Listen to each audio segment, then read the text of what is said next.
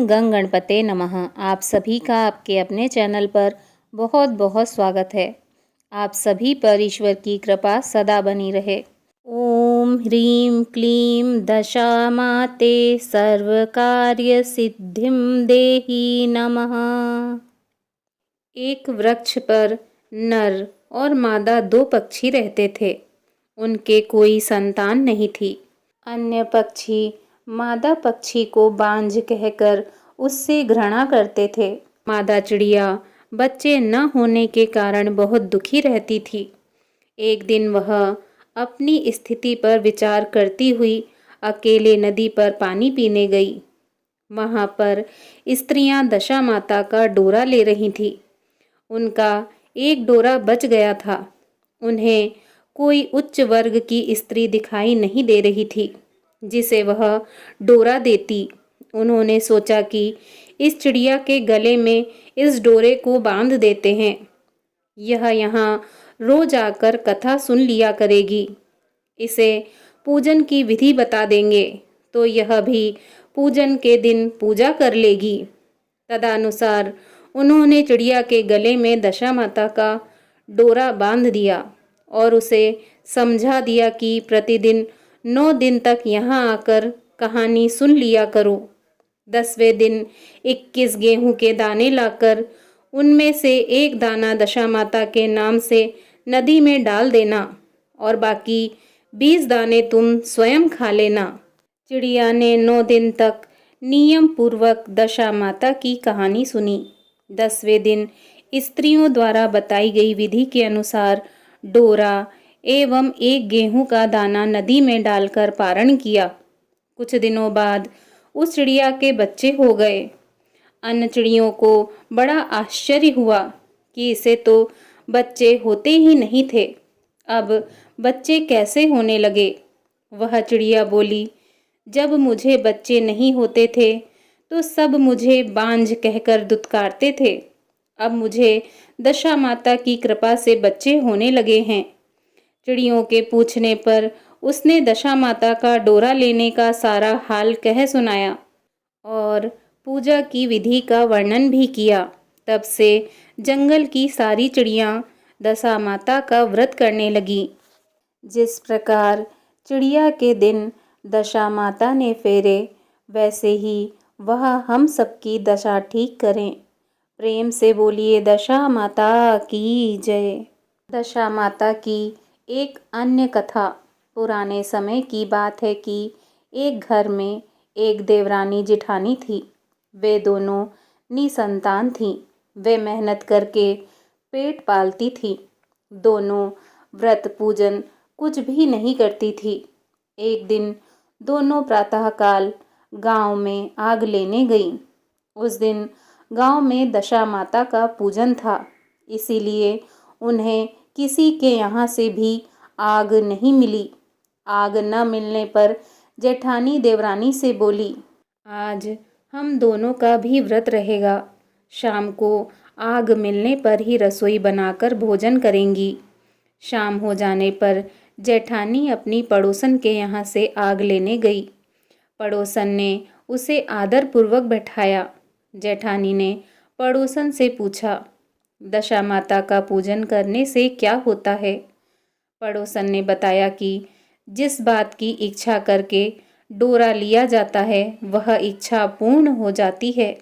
जेठानी यह सुनकर पड़ोसन से बोली, अगली बार जब डोरा लेना तो मुझे भी बताना, मैं भी डोरा लूँगी।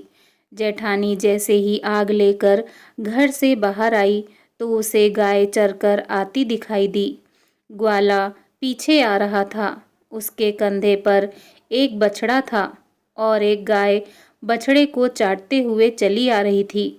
पड़ोसन ने ग्वाले से पूछा, तुम्हारी गाय के पहली बार प्रसव हुआ है क्या? ग्वाले ने बताया कि हाँ। पड़ोसन ने फिर पूछा, गाय ने बछड़ा दिया है या बछिया? ग्वाला बोला, बछड़ा है। यह जानकर सेठानी से पड़ोसन ने कहा कि घर जाकर दशा माता का डोरा ले लो। 9 दिन तक व्रत रखकर कथा सुनना तथा 10वें दिन सिर सहित स्नान करके पूजन करना। दशा माता चाहेंगी तो 10 दिन के भीतर ही तुम्हारी मनोकामना पूर्ण हो जाएगी। जेठानी ने घर जाकर सारी बातें देवरानी को बताई। दोनों ने दशा माता से मनौती मांगी। यदि हम दोनों की संतान होगी तो हम सुहागिनों को न्योता देंगे। दोनों ने दशा माता का डोरा ले लिया।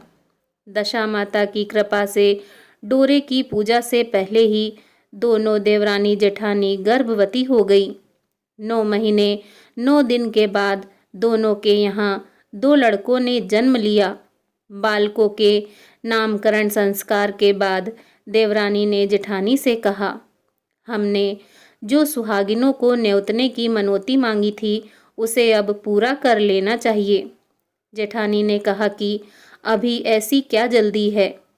जब लड़कों का अन्नप्राशन संस्कार होगा तब सुहागिनों को न्योता देंगे।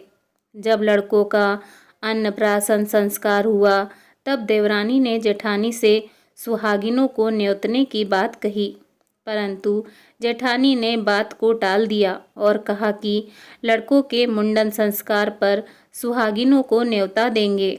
होते होते कुछ समय बाद लड़कों का मुंडन संस्कार भी हो गया।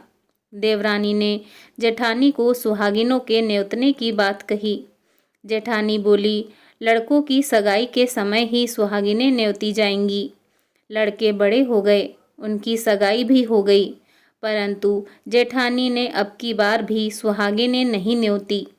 जेठानी बोली, जिस दिन लड़कों के फेरे होंगे उसी दिन सुहागिनों को न्योता देंगे। इस पर देवरानी बोली, बहन, तुम्हारी जब इच्छा हो तब सुहागिनों को न्योता देना, परंतु मैं तो लग्न के दिन ही सुहागिनों को न्योत दूंगी। देवरानी ने लग्न के दिन ही सुहागिनों को न्योता दिया, परंतु जेठानी ने कुछ भी परवाह नहीं की। लगन के बाद मातृ पूजन करके दोनों दूल्हे बारात सजाकर बैंड बाजे सहित बिहाने चल दिए। देवरानी के बेटे का विवाह बड़ी धूमधाम से सकुशल पूर्ण हो गया, परंतु जेठानी ने सुहागिनों को न्योता नहीं दिया था। इसीलिए दशा माता ठीक फेरों के समय उसे उठा कर ले गईं। दूल्हे के सहसा गायब हो जाने के कारण वर कन्या दोनों से हाहाकार मच गई। उसकी बारात खाली हाथ घर लौट आई, परंतु लड़की की माता बड़े संकट में पड़ गई। इस अधब्याही लड़की से कौन विवाह करेगा? पड़ोस की चतुर सुहागिनों ने लड़की की माता को समझाया कि ब्याह का जो सामान बचा है उस सामान को लड़की के हवाले कर दिया जाए। लड़की भिखारियों को सदाव्रत देने लगी। एक दिन एक साधु तीर्थ यात्रा करता हुआ वहां आया। गांव के घने जंगल में एक पीपल का पेड़ था। लोग इस पीपल के पेड़ को पारस पीतल कहते थे। उसी पेड़ पर दशा माता का निवास था। साधु चलता चलता शाम को उसी पेड़ के नीचे ठहर गया। झाड़ूदार ने आकर उसी पेड़ के पास के मैदान में झाड़ू लगाई और वहां पर जल छिड़काव कर दिया तथा माली ने वहां पर फूल बिखेर दिए।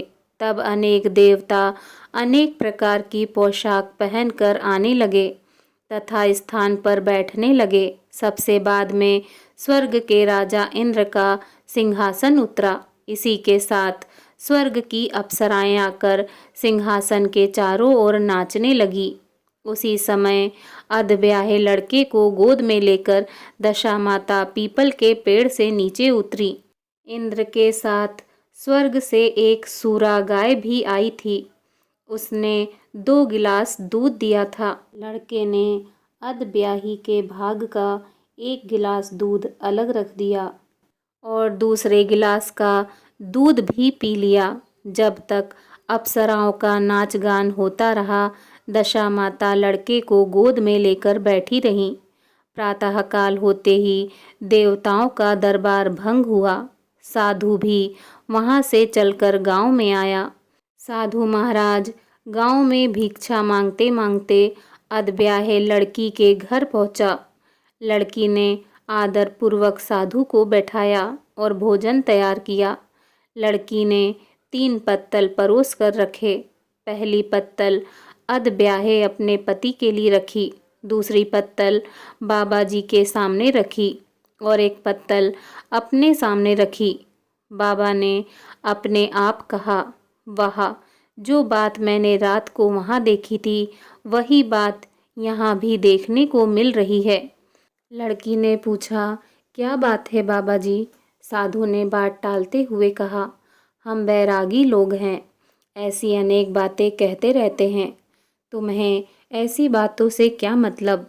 तुम तो भोजन करो और भगवान का भजन करो। लड़की ने हट पकड़ ली। उसने कहा, जब तक आप अपनी कही बात का खुलासा नहीं करेंगे मैं भोजन नहीं करूँगी। इस पर भी साधु बाबा चुप रहे। तब लड़की बोली कि आप साधु हैं और मैं सती हूँ।